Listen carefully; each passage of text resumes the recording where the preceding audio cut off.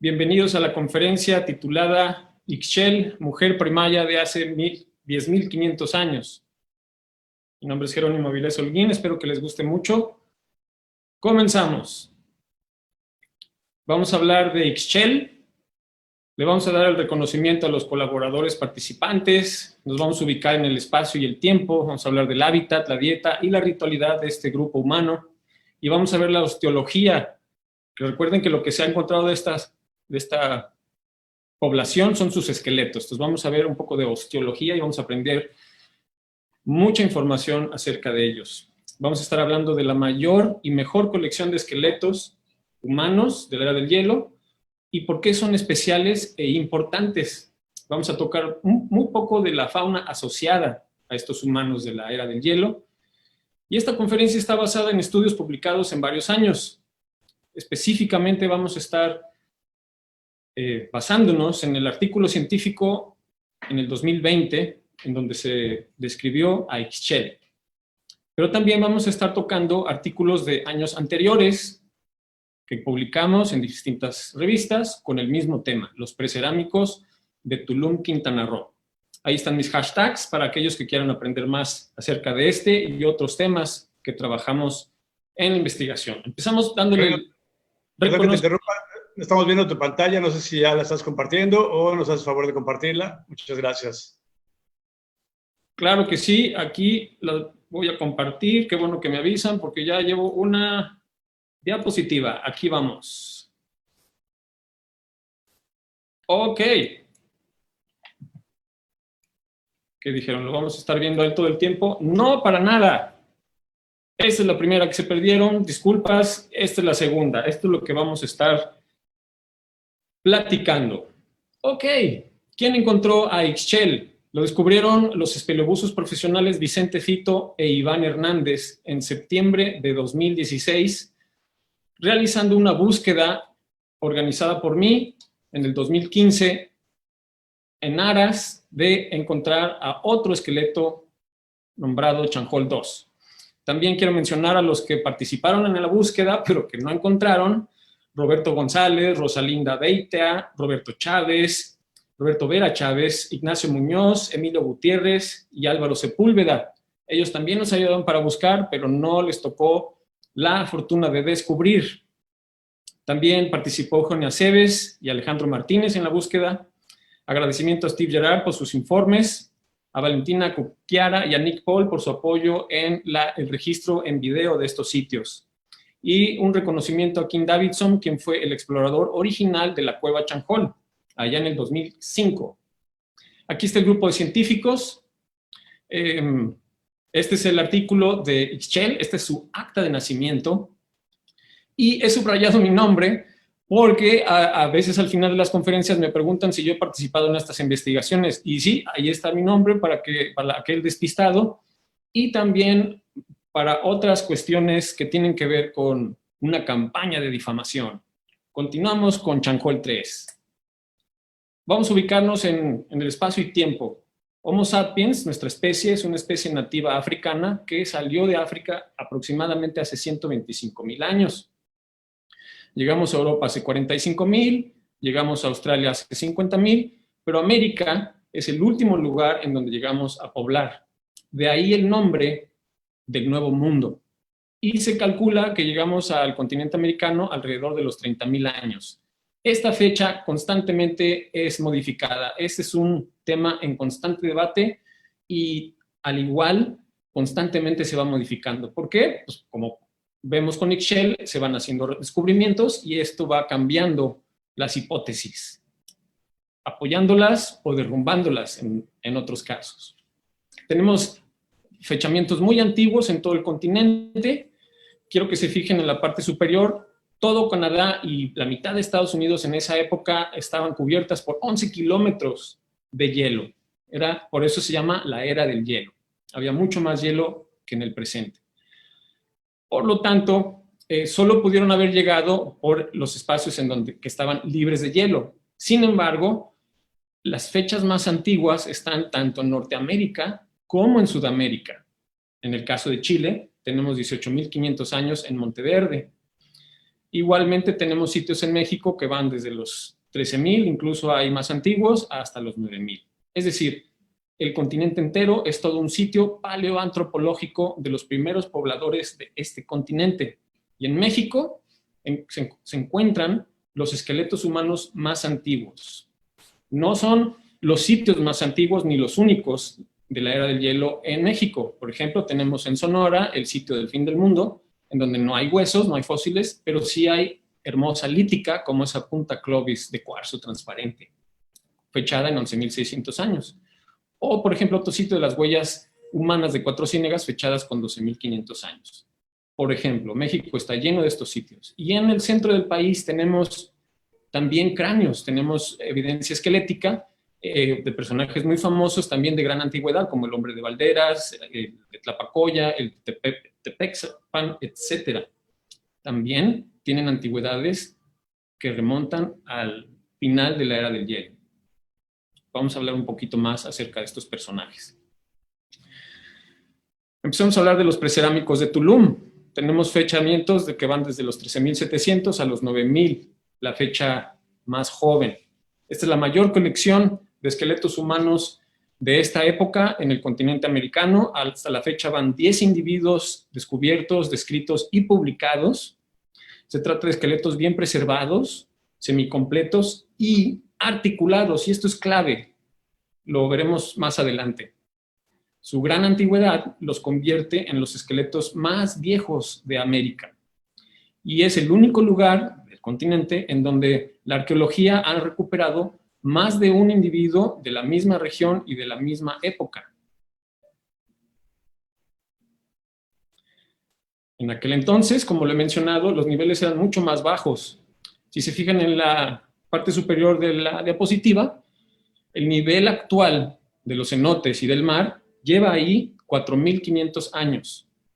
Pero si viajamos atrás en el tiempo, hace 11.000 el nivel estaba a 30 metros por debajo del actual. Y si nos vamos a 12.000, estaba el doble, hasta 65 metros por debajo del actual. Es en esa época cuando los humanos precerámicos de Quintana Roo y la megafauna ingresaron a las cuevas. En la imagen inferior podemos ver del lado izquierdo una imagen hipotética del planeta Tierra en el Pleistoceno, que empieza hace 2.5 millones de años y finaliza hace 11.000 años. Fíjense, los casquetes polares había mucho más hielo, y todo ese hielo significa toda esa agua. Por lo tanto, los niveles del mar eran mucho más abajo que el actual. Cuando finaliza la era del hielo, se derriten los casquetes polares, no por completo, pero sí suficiente para que el nivel suba e inunde las cuevas de la península de Yucatán, que estaban secas antes de este subidón. Aquí hay un poco más detalle de Norteamérica. Tenemos sitios Clovis de 13.200 años, está el de Cuatro Ciénegas de 2.500, en la península de Yucatán tenemos 13.500, 13.700, hasta 9.000, y si nos bajamos a Brasil hay de 15.000 años. Esto es importantísimo porque conforme se vayan estudiando más sitios, van a aparecer más fechamientos, y estos fechamientos van a apoyar o derrumbar las hipótesis que hasta ahorita se tienen formuladas.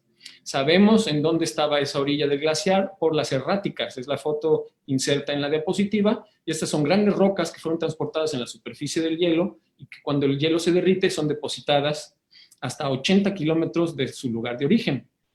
Y si las mapeamos, nos dan la orilla precisa del glaciar. Y es de esta forma como, uno, se descubrió esta evidencia, y dos, podemos saber hasta dónde llegaban los glaciares. Estamos hablando de unas poblaciones de nómadas, cazadores-recolectores. Son probablemente los últimos pobladores de la península de Yucatán que tenían este estilo de vida. Convivieron con megafauna extinta, propia de la era del hielo, como gonfoterios, dientes de sable, perezosos, en fin, muchos animales ya están extintos totalmente, como el caso del gonfoterio, los perezosos y el dientes de sable, pero también cohabitaban con especies que siguen existiendo, o taxones extantes. En este rubro también hemos aportado con una especie nueva de panterino, hemos nombrado Panthera balamoides, y en este mismo artículo científico que publicamos hace algunos años, registramos dos especies nuevas para la zona. el león americano, que es el gato más grande que ha existido, Pantera leo, y un gato sumamente interesante que se llama Smilodon gracilis, que es el ancestro del famoso dientes de sable. Hemos descrito un género nuevo y dos especies nuevas de perezosos gigantes, Xibalba onyx oviceps y Xibalba onyx exinferis, también aquí de Quintana Roo, de la Ruta de los Cenotes en Puerto Morelos. Igualmente un género nuevo, género y especies nuevos de pecarí, Mugnalia mínima la hemos nombrado, el pecarí más pequeño de la historia. Y este pecarí es sumamente interesante, no solo porque es una especie nueva, desconocida para la ciencia hasta ahora, y que es el más pequeño que ha existido, entre 17 a 24 kilogramos, sino que también mostró marcas de corte, lo que es un indicativo de que los humanos la manipularon. Hubo un manejo por parte de los seres humanos. ¿Para qué? No sabemos exactamente, pero muy probablemente para consumir pecarí. Hasta días actuales nos encanta la carne del cerdo. Bueno, pues el pecarí es el cerdo nativo americano. No son jabalíes, son pecaríes. Y de ahí esta escena donde la señora de las Palmas, junto con el abuelo de Mugnal, le muestran a Naya cómo hacer las cosas. La señora de las Palmas se encontró muy cerca de los fósiles de Mugnalia mínima. Hasta ahora ha sido nuestra individuo bandera porque está incluida en los libros de texto de tercer grado de primaria en el estado de Quintana Roo. Entonces, si ustedes fueran estudiantes de tercer grado, sabrían muy bien quién es ella porque están en sus libros, en el libro llamado La entidad donde vivo.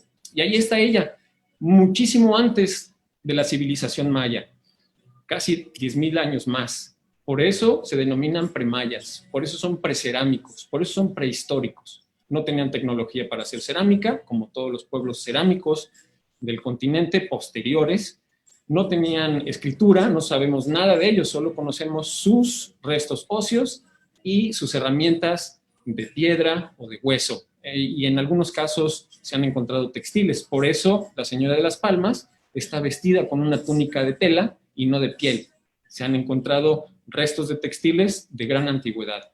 Y de ahí la extrapolarización al vestido de la señora de las Palmas. Existen dos muñecas o dos aproximaciones totales de señora de las Palmas. Una está exhibiéndose en el Museo del Bicentenario en Silao, Guanajuato, desde el 2010, y tenemos otra en el Museo de Historia Natural en la ciudad de Karlsruhe, en Alemania. Pero también se ha exhibido en el Museo del Templo Mayor en el año de 2008. Es la única vez que se ha exhibido el original, tanto de la señora de las Palmas como de Eva de Najarón. Y en la foto inferior vemos a las réplicas de Mugnal y Palmas, que tengo aquí a mi costado, exhibiéndose en el Museo de Historia Natural de la ciudad de Karlsruhe, en Alemania, hace un par de años. Y ahí, déjenme presumirle la muñeca de la señora de las Palmas antes de su exhibición, durante su presentación ahí en el museo. Estaba el embajador de México en Alemania, estaban las autoridades científicas de ese país, todo el equipo de colaboradores, habíamos varios investigadores mexicanos ahí invitados. Fue una ceremonia muy emotiva y ahí está ella ya exhibida en el museo, junto con un perezoso gigante también que hemos registrado en la zona, un perezoso shastensis, y un mural precioso de Sergio de la Rosa, gigantesco, de megafauna de la zona. Hemos descrito sitios con evidencia de depósitos mortuorios. La señora de las Palmas es un sitio de depósito mortuorio, entonces conocemos un poco de la ritualidad de estos grupos. Utilizaban las cuevas para depositar a sus muertos. Tenemos a la señora de las Palmas, tenemos al abuelo de Mugnal, que también es un depósito mortuorio, al igual que Najarón, y Chanjol 1 y Chanjol 3 todavía está inconcluso el hecho de que sean rituales mortuorios. Bien, llegamos a las cuevas, llegamos a la zona de nuestro estudio. En esta ocasión, en la imagen están viendo los diferentes sistemas de cuevas que han arrojado evidencia paleoantropológica y paleontológica, pero hoy día nos vamos a centrar en la esquina superior izquierda, en donde vemos al sistema o a la cueva de Chanjol, que ya ha arrojado dos individuos de gran antigüedad. Esta es la imagen del cenote de Chanjol, es un lugar muy pequeñito. Esta es una foto ya que tiene varios años. Hoy día hay una pared gigantesca que lo separa de la carretera, pero es un cenote muy pequeño. no es muy atractivo para ir a nadar, simplemente ahí vamos los buzos de cuevas. Adentro de este pequeño cenote, ahí se pone bueno. Esta imagen es cuando empezamos la búsqueda en el 2015, como parte de un esfuerzo de localizar a Chanjol 2. Ahorita les platico un poquito más de esa historia.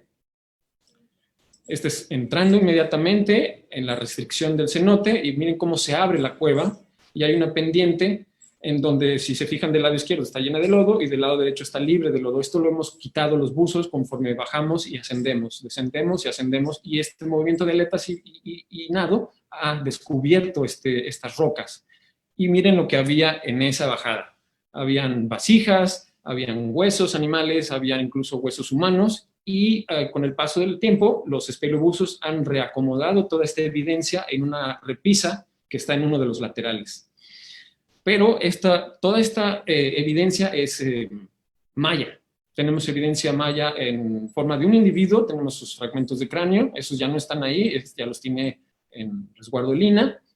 También hay evidencia arqueozoológica con todos esos huesitos de animales y cerámica. Hay 4 vasijas completas, preciosas, exquisitamente bien preservadas y 2 fragmentadas. Es decir, recién entras a la cueva de Chanjol y ahí está evidencia arqueológica, preciosa, bien bonita. Bueno, vamos a ver ahora la evidencia paleo en Cueva de Chanjol. Tenemos evidencia paleoantropológica en forma de 3 individuos precerámicos, humanos. Los precerámicos son humanos.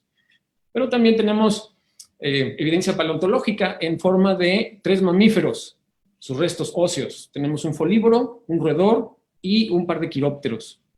Y también tenemos una evidencia única que hay muy poca en la zona, y esto es un icnofósil, folívoro igualmente, muy probablemente un megaloníquide. Ahí ven las flechitas, están marcando las marcas de las garras. Lo que estamos hipotetizando es que son un perezoso de 3 dedos, por tanto es un megaloníquide. Es de los pocos icnofósiles que existen en cuevas subacuáticas. El uso de la cueva Chanjol se utilizó durante el periodo maya y el periodo pre-maya. Tenemos uso en el Pleistoceno tardío y hasta el Holoceno medio por parte de los precerámicos. La interpretación de Chanjol 3 como sitio mortuorio, como previamente documentado con otros esqueletos de Palmas, Mocnal y Najarón, es inconclusa. En los otros 3 estamos seguros, en Ixchel no tanto. Muy bien, comencemos con los individuos de Chanjol. Con Chanjol 1, descubierto por Alex y Thorsten Campe, perdón. Los dos fueron descubridores, pareja de alemanes. Y este fue reportado por Robbie Schmittner allá en el 2008. Para llegar a este sitio hay que nadar 541 metros de túneles inundados de la cueva Chanjol. El punto rojo es el cenote, la carretera 307 Tulum-Chetumal, y la línea naranja es la línea que ha mapeado Vicente Fito a los diferentes sitios paleoantropológicos. Chanjol 1, 541 metros de distancia del cenote, a 8 metros de profundidad, y que lo publicamos en el 2011 junto con otros 3 individuos. Este humano resultó ser masculino con una antigüedad de 10.290 años. Fíjense en las imágenes, este es un esqueleto articulado, está completo, y articulado quiere decir que los huesos están acomodados como si estuviera en vida, es decir, como estaban anatómicamente articulados mientras el individuo estaba vivo o ya que era un cadáver. Entonces los huesos están acomodados en relación anatómica. Y he tratado de etiquetar cada elemento óseo para que ustedes lo descubran, y en un lado está el dibujo para entender mejor cómo se depositó los restos óseos de este individuo, y no hay tanta distracción en la fotografía, como en la fotografía. Quiero que pongan atención a un detalle, que es el estalactitazo que le cayó encima a este individuo en el brazo lateral derecho. Le rompió el húmero, que es el hueso del brazo, y al principio, cuando recién conocí este sitio, en cuanto llegué, vi el estalactitazo y dije, wow, este es el primer caso de un homicidio por un impacto de un espeleotema. Y estábamos encantados con esa historia hasta que colectamos el húmero fracturado, y la antropología física nos enseñó que se hizo la fractura en hueso seco, no en hueso verde. Por lo tanto, es una fractura post-mortem. ya estaba el individuo muy probablemente hecho esqueleto. Muy bien, sigamos con la siguiente individuo, Chanjol II, descubierto por Jerónimo Avilés en Facebook. Este esqueleto ya lo habían descubierto varias personas, pero ninguno lo había reportado a las autoridades competentes o a algún equipo de investigación preparado como nosotros. Entonces ahí lo tenían en sus fotos privadas de Facebook. Yo haciendo mis exploraciones cibernéticas lo descubrí, contacté a uno de los descubridores, me prometió llevarme a verlo y nunca se dio. El caso es que lo descubrimos en Facebook, nos empezamos a preparar para ir a estudiarlo. Aquí está el dibujo y es un sitio exquisito. Bueno, ya no existe, pero como pueden ver, también es un esqueleto articulado, completo, tiene una pierna estirada, la otra está flexionada, no pensamos que sea un depósito mortuorio, y la particularidad de este sitio es que todo el esqueleto estaba completamente cementado al piso de la cueva, estaba petrificado. Tanto fue así que incluso le creció una estalagmita en el hueso de la cadera, en la pelvis. Ahí la pueden ver encerrada en un círculo y ya la foto inserta de la pieza colectada. Chanjol II está a 1027 metros de distancia e igualmente a 8 metros de profundidad y resultó ser un individuo masculino. Colectamos la pelvis, que tenía la estalagmita encima. Nos tomó 6 buceos. Recuerden que hay que navegar más de 1000 metros para llegar a este sitio y resultaron en 3 brazos muy adoloridos porque es sumamente, es más trabajoso estar golpeando porque utilizamos un martillo y un cincel y fuimos muy cuidadosos de no dañar nada de la pieza o de las piezas que aún siguen petrificadas al piso. El caso es que colectamos la estalagmita, nos costó mucho trabajo, pero valió la pena porque gracias a que en los espeleotemas, como las estalagmitas, se preserva perfectamente bien el uranio torio y el uranio torio es perfectamente bien fechable, pues nos resultan fechamientos con alto grado de precisión. Y aquí está la estalagmita cortada a la mitad. Del lado izquierdo tenemos la imagen de la publicación y del lado derecho una foto más nítida. Está encerrado en círculo color carne el material de hueso humano y las muestras destructivas en rojo. Y los canalitos que ven en las capas de la estalagmita, y por eso son tan buenas para fichar, porque están organizadas estratigráficamente. Es decir, la capa de hasta abajo o las inferiores son más antiguas que las superiores. Y lo podemos ver en los resultados del fechamiento. La punta de la estalagmita tiene 9.900 años. Podemos decir que esa fue su acta de defunción, su fecha de muerte. Dejó de crecer ahí, dejó de formarse. Y las fechas más antiguas que están en la base, cerca de la cadera de Chanjol II, resultaron tener hasta 12.150 años. Por eso son tan buenas para fechar. Tenemos estratigrafía, tenemos capas fechables en donde la inferior es más antigua que la superior. Por lo tanto, tenemos una gran antigüedad de 12.150 años. Pero posterior a los análisis de isótopos estables, específicamente de oxígeno 3 y oxígeno 18, lo comparamos con otros estudios de espeleotemas, también de estalagmitas en Estados Unidos, en Venezuela, en Chile, en la Cueva de las Campanas en Arizona, en la cueva ahorita se me olvidó el nombre, pero son varias cuevas con varias estalagmitas y al compararlas, aquí tenemos la gráfica, resultó tener una antigüedad de 13.000 años. Eso hace que Chanjol II sea uno de los esqueletos humanos más antiguos del continente americano, junto con Najarón, Pitt, Ixchel y en cuarto lugar Naya con 12.900 años y así nos seguimos hasta los 9.000. Muy bien. ¿Se acuerdan de la campaña de difamación? Muy rápido. ¿Quién y para qué se robaría un esqueleto humano de miles de años? Esta pregunta me la hacen cuando platico que se robaron a Chanjol II. Y si ven los comentarios que hace el difamador, ¿cómo? Hay quienes se han robado 8 esqueletos. Nosotros somos el único equipo de investigación que ha colectado 8 esqueletos humanos de la era del hielo. Entonces, si alguien dice, hay quienes se han robado 8 esqueletos, se está refiriendo a nosotros. Pero eso es falso. Todo esto es falso. Los tiene Lina estos esqueletos. También dice que no tenemos permiso. Falso, tenemos permiso. No son arqueólogos, es verdad. Somos multidisciplinarios, no solamente arqueólogos. Se roban los créditos. Lee las publicaciones, escucha mis conferencias. Se llevan los huesos a su casa. Sí, pero réplicas nada más. Presumen doctorados. No es verdad. Nadie presume doctorados que no los tenga. Simplemente en ocasiones a los ponentes se les llama así como una señal de respeto. La UNESCO va a mandar a los cascos azules a proteger los cenotes. Urgen. Hay un esqueleto robado. Los van a meter a la cárcel. Urge meter al vándalo buzo de Cuevas, norteamericano exmilitar, víctima de tus engaños y que se robó a Chanjol 2. Eso es lo que urge. Cuando entendemos estas difamaciones de este individuo, entonces podemos entender por qué alguien tuvo el arrojo de ir a robarse un esqueleto de gran antigüedad, de hecho el más antiguo del continente americano. Esto sucedió en el 2012. Está todo registrado, fuimos y desahogamos las pruebas en la PGR, etcétera. Y quiero hacer la comparación. Del lado derecho tenemos al esqueleto de la Señora de las Palmas, un esqueleto excavado científicamente en un contexto no alterado. Tenemos todos y cada uno de sus huesecillos, incluso los huesecillos auditivos, que son los huesos más pequeños del cuerpo humano. También tenemos sus manos, sus pies, lo tenemos todo de ella.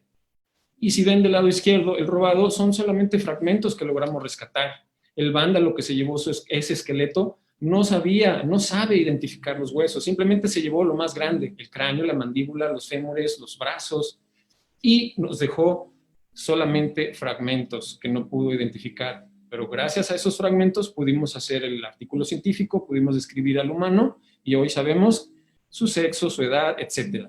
Y todos esos son los elementos faltantes de Chanjol 2, que creemos siguen en la cueva.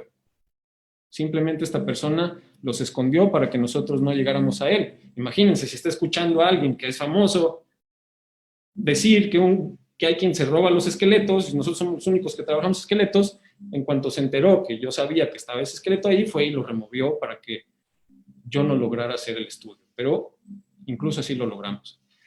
Empezamos a buscarlo desde el 2015. No lo ubicamos, pero sí detectamos evidencia muy interesante en la cueva en forma de fogatas. Carbón bien localizado en diferentes puntos de la cueva.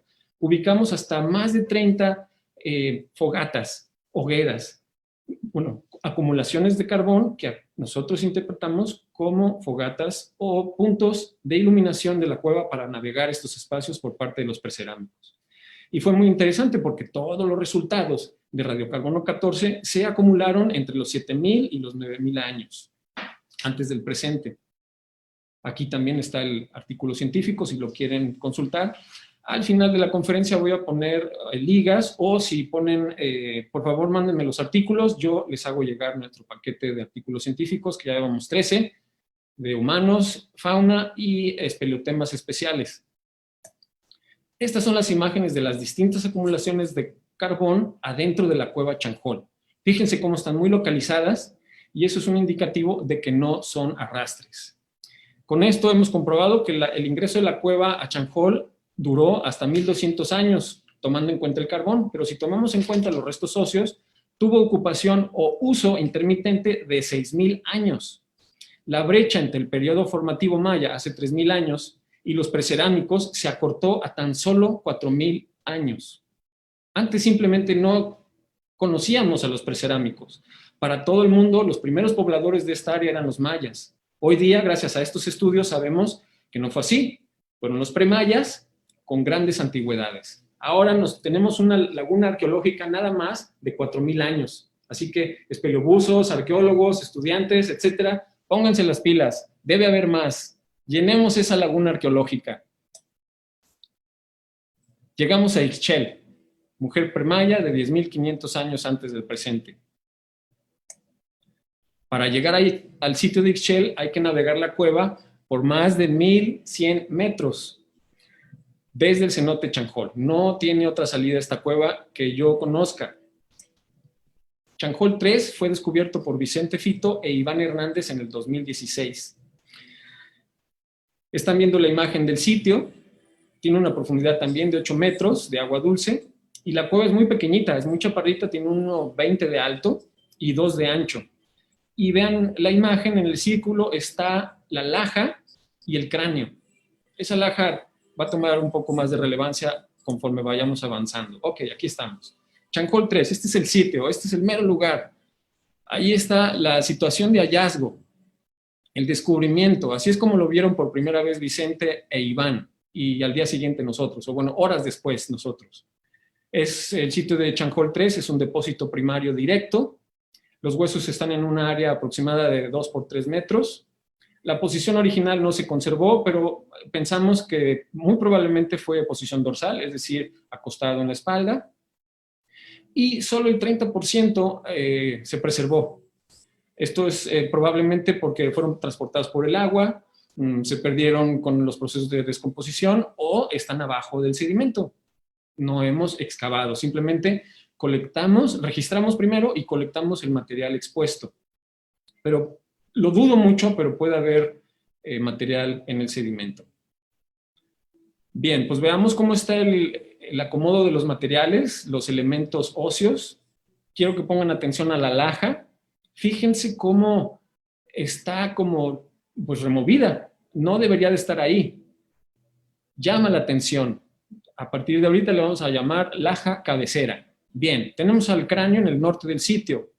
En el círculo menor están encerrados metacarpales. Los metacarpales son los huesos de la palma de la mano. Y del otro lado tenemos un círculo mayor, y dentro de esta concreción tenemos al radio, también metacarpales y falanges del individuo. Entonces, si vemos, la mandíbula está en medio, los huesos largos van hacia abajo de la laja cabecera, el cráneo está del otro lado de la laja, y lo que hemos hipotetizado es lo siguiente. Con la siguiente imagen vamos a ver mejor. Ok, este es otro detalle de la laja cabecera, y antes de proponerles lo que voy a decir, fíjense cómo la estalagmita, cómo la laja tiene una estalagmita debajo para que haga una especie de declive. Por eso le llamamos laja cabecera. Creemos que ocasionaron este declive para que esta inclinación de esta laja de roca fuera el descanso de la cabeza de este individuo. Y que después, con la esqueletización y la subida del agua, los huesos se movieron, el cráneo rodó y quedó del otro lado de la cabecera, de la laja cabecera, y los restos óseos en la pendiente, debajo de la pendiente. Entonces, la laja está movida de su lugar, no es su lugar original, y litográficamente corresponde con el resto del suelo de la cueva, no cayó del techo. El techo no es de esa textura, no es esa roca. Tampoco detectamos huesos debajo de esta roca, y está inclinada a 15 grados aproximadamente con respecto a la horizontal. Entonces pensamos que fue la cabecera de este individuo. Estaba muerto o se estaba muriendo, no lo sabemos, pero pensamos que lo pusieron ahí, en esa posición, acostado, y lo dejaron a su suerte, muy probablemente.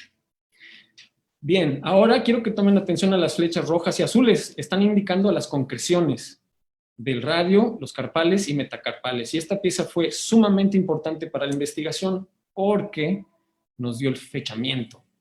Ok, aquí tenemos la espeleoconcreción ósea fósil, que es pues un muégano de huesos precerámicos.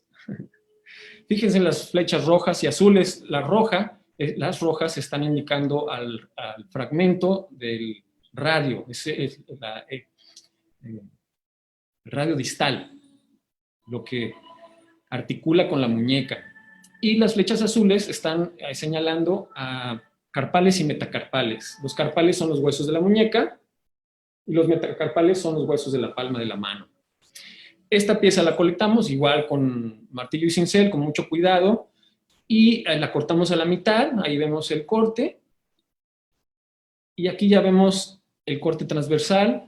La flecha azul sigue indicando al carpal y al metacarpal, la roja indica el radio, y fíjense cómo creció una tercia de costra calcárea, que en inglés se denomina flowstone, porque se forma con el escurrimiento del agua. Gracias a esas costras calcáreas logramos calcular el fechamiento mínimo en 9.900 años y llega hasta 10.570 años de antigüedad. Entonces, Ixchel no es más joven de 9.900, pero sí puede ser más antigua que 10.570. Porque para que se formara la costra calcárea, uno, debió de haber estado ya esqueletizado el individuo, y dos, pues toma un tiempo en que se forme la costra calcárea, no es instantánea. Bien, hablemos de ella, hablemos de su esqueleto. Es un individuo femenino adulto con una estatura de 1,64, con base a los fémures. Se utilizó una ecuación de regresión para calcular su estatura.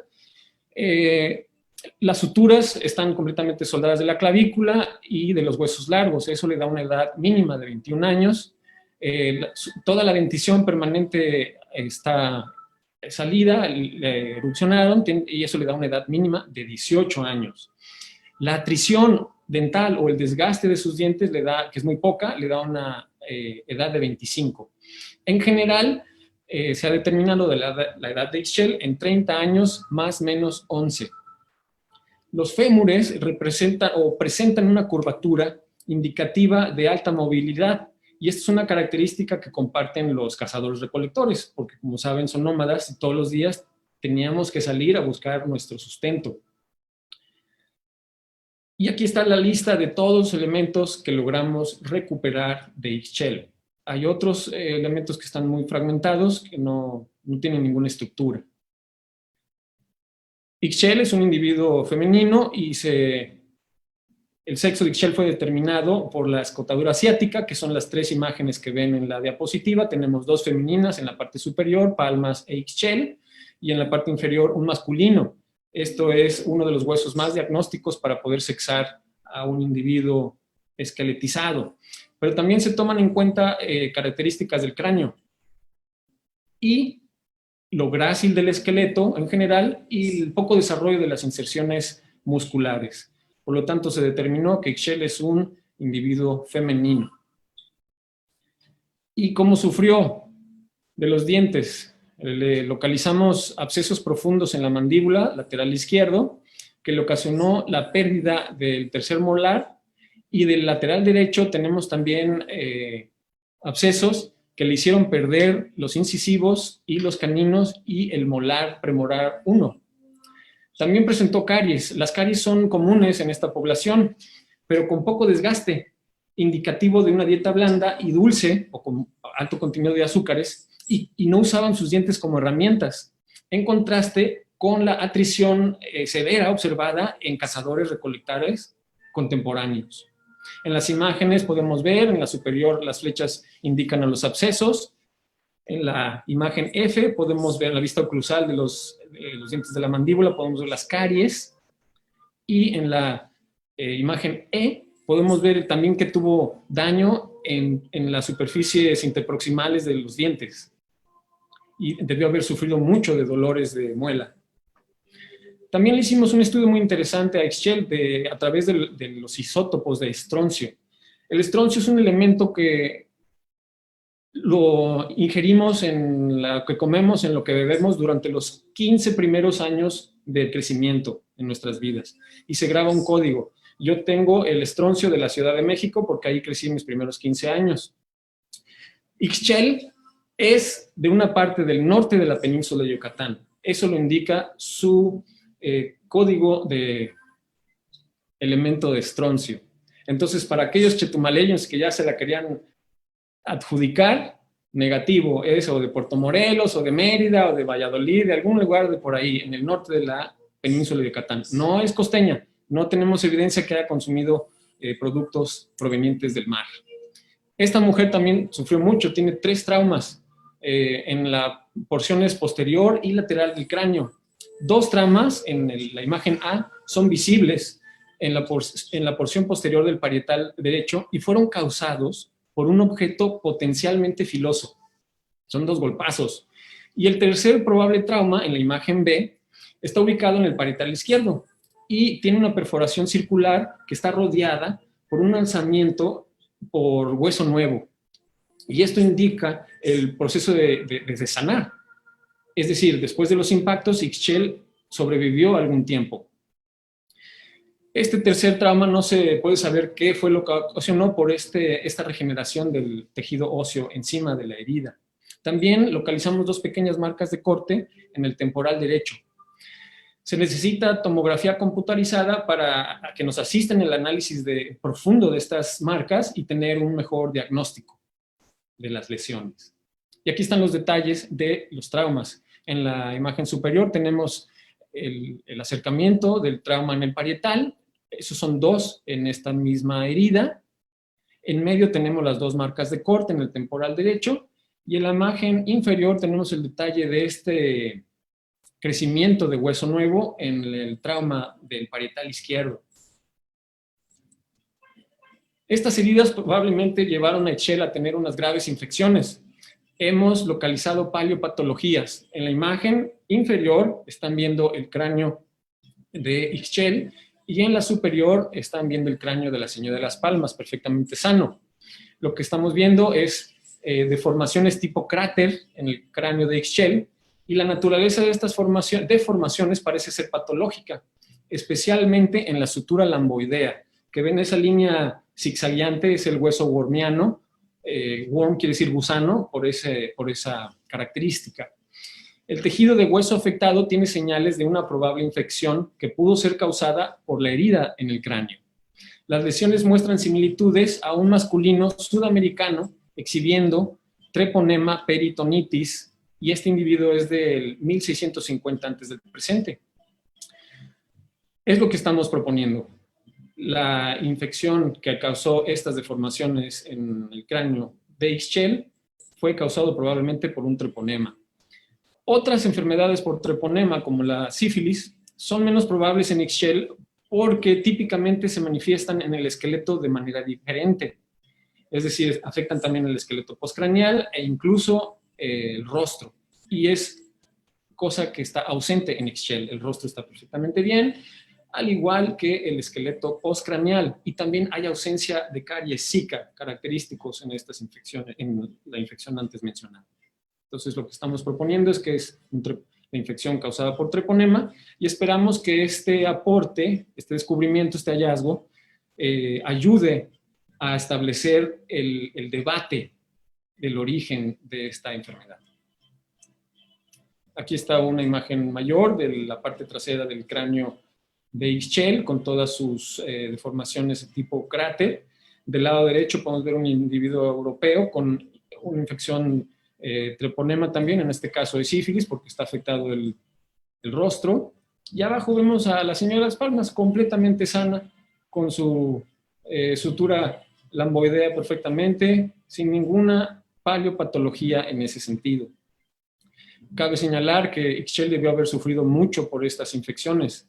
Ya para que afecte a nivel óseo es que son sumamente graves. Otras observaciones que logramos en el cráneo de Ixchel son costras calcáreas, pero generadas por evaporación, no por goteo ni por escurrimiento, a diferencia de la costra calcárea Flowstone. Y aquí están indicadas por las flechas rojas. El cráneo de Ixchel, en comparación con otros contemporáneos, resultó ser también mesocefálico, como el resto de los precerámicos de Quintana Roo, a diferencia de los cráneos de la misma antigüedad, pero del centro de México, que son dólicocéfalos. Ya vamos a acabar, no se me vayan. Este es el último, o un artículo anterior que publicamos con la craneomorfología de 4 individuos: Palmas, Mugnal, Pitt y Najarón. El análisis comparativo asoció a cada cráneo un grupo ancestral poblacional diferente, apuntando a un alto grado de variabilidad morfológica dentro del grupo de los 4 precerámicos de Quintana Roo incluidos. ¿Por qué no incluimos a todos? Porque no todos tienen el cráneo bien preservado. En este caso, Palmas y Mugnal son los mejor preservados.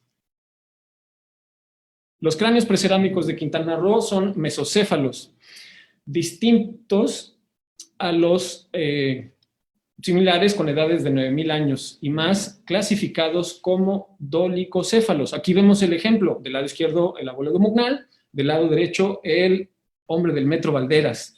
Los de Quintana Roo son mesocéfalos y los contemporáneos de otras partes de México son dolicocéfalos. La diferencia es que los de aquí tienen cabeza redonda y los de allá son cráneos más alargados, rostros más elongados igualmente. Aquí están los resultados de este artículo que hemos publicado también en la revista PLOS ONE, en donde se compararon con una gran base de datos de morfología craneal de diferentes poblaciones, tanto modernas como antiguas. Y la mujer de Najarón cayó cercana a poblaciones de Alaska, de Groenlandia e incluso de Australia. Debo señalar que estas son hipótesis a comprobar. No quiere decir que Najarón salió de Groenlandia. Son bases de datos después de un análisis de comparación y son resultados que arrojan las estadísticas. Y después, como investigadores, tenemos que ir y comprobar estas hipótesis o derrumbarlas, dependiendo del caso. Palmas resultó más cercana a nativos americanos, pero tempranos, con precerámicos, prehistóricos, pero igualmente a brasileños o incluso de Alaska. Mugnal quedó cerca también de poblaciones de Groenlandia, de Alaska y de nativos americanos modernos. Y el Pit resultó o cayó más cerca de población europea moderna. Nos salió vasco, medio italiano. Similitudes en morfología craneana, no quiere decir que llegó desde ahí. Estas son hipótesis a comprobar. Muy bien, las diferencias en la morfología craneal apuntan hacia dos poblaciones diferentes que habitaban en México desde hace 12,000 años. Poblaciones que eran morfológicamente distintas, ya sea porque sus orígenes geográficos eran diferentes o porque experimentaron rápidas adaptaciones locales a su entorno, también llamado microevolución. Aquí está el estudio, del lado derecho están los precerámicos de Quintana Roo, mesocefálicos, y del lado izquierdo están los del centro de México y más al norte de América, que son dolicocéfalos. Espero que les haya gustado, pero especialmente que hayan aprendido algo.